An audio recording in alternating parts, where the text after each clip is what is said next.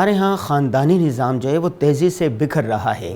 تو یہ بتائیے کہ خاندانی نظام کو بہتر کیسے کیا جا سکتا ہے، اور رسول اللہ صلی اللہ علیہ وسلم کی خاندانی زندگی کیسی تھی، حضور صلی اللہ علیہ وسلم بے حیثیت شوہر کیسے تھے؟ بہت اہم سوال ہے، اور میں یہ عرض کیا کرتا ہوں، بلکہ علماء اسلام نے لکھا ہے، شاہ ولی اللہ رحمہ اللہ بڑے علماء نے، کہ خاندانی نظام ایک مسلمان کے لیے جو ہے وہ پیوٹ کی حیثیت رکھتا ہے، بڑے محور کی۔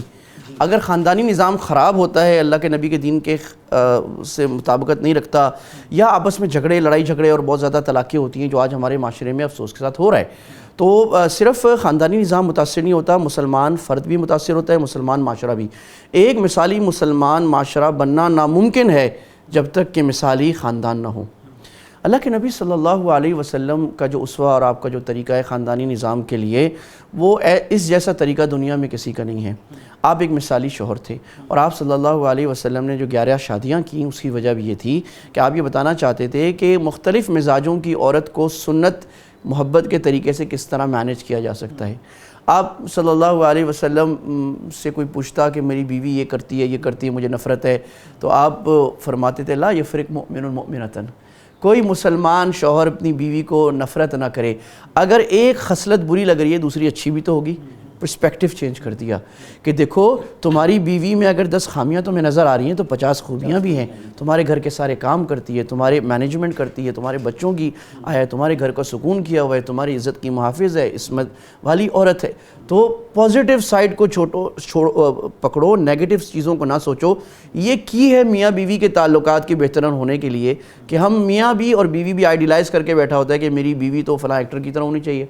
اور وہ سوچتی ہے میرا شوہر تو بھی فلاں اس کی طرح ہونا چاہیے۔ تو بتایا بھی نہ تم پرفیکٹ ہو نہ بیوی پرفیکٹ، زندگی کمپرومائز ہو کر اللہ کے نبی کے طریقے میرے طریقے پہ گزارو تو آخرت تمہاری بن جائے گی۔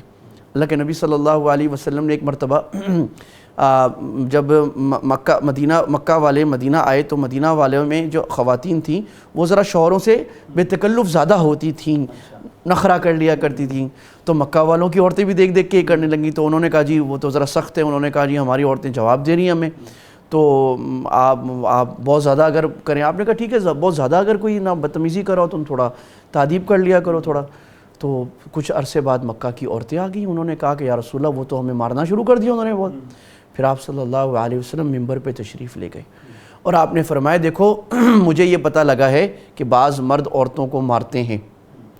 میری بات کان کھول کے سن لو، لیسوا اولئک بخیارکم، یہ بالکل اچھے لوگ نہیں ہیں۔ اور آپ نے فرمایا میں تمہیں بتاؤں بہترین آدمی کون ہے؟ اب مثال بیان کر دی، سب سے بہترین آدمی وہ ہے جو اپنی بیوی سے سب سے اچھا ہے۔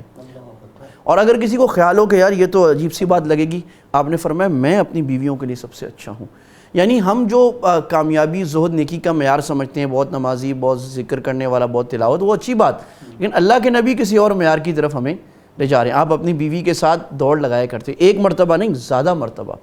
2 مرتبہ تو حدیث میں ہے کہ آپ نے حضرت عائشہ کے ساتھ رضی اللہ عنہا کے ساتھ دوڑ لگائی تو جو ہے وہ حضرت عائشہ جیت گئی، اگلی مرتبہ اللہ کے نبی جیت گئے۔ آپ نے کہا دیکھو یہ برابر ہو گیا، ہنسی مذاق کیا کرتے، حبشی مسجد نبوی میں کھیل کر رہے ہیں عید میں تلواروں کا مسجد نبوی میں، اور آپ حضرت عائشہ کو یہاں کھڑا کر کے دکھا رہے ہیں دیکھو بھائی، پھر آپ نے فرمایا بس، کہا نہیں اور بس، آپ نے کہا اور، تو حضرت عائشہ کہتی ہیں دیکھو بھائی میں عجیب، اور بعد میں کہتی ہیں میں ایسی بھولی تھی کہ اللہ کے نبی کو میں تھکا رہی ہوں لیکن میں اپنا کھیل دیکھ رہی ہوں، کھیل دیکھنے میں خوش ہو رہی ہوں، تو جائز کھیل کی طرف کیا۔ آپ دلجوئی کیا کرتے تھے، آپ جب سفر سے آتے پہلے بیٹی کے پاس پھر بیویوں کے پاس جایا کرتے، روز عصر کے بعد اب ساری بیویوں کے پاس جاتے۔ کیا حالات ہے بھائی، ٹائم دینا، آج ہم نے ٹائم دینا چھوڑ دیا ہے، میاں بیوی موبائل میں لگ گئے۔ اللہ کے نبی اپنی بیویوں کو ٹائم دیتے، بیویاں شوہر کو ٹائم دیا کرتی تھیں۔ اللہ کے نبی محبت کی زبان بولا کرتے تھے، آپ حضرت عائشہ کو بولا کرتے تھے حمیرہ، بہت گوری، یعنی اتنی گوری کہ سرخی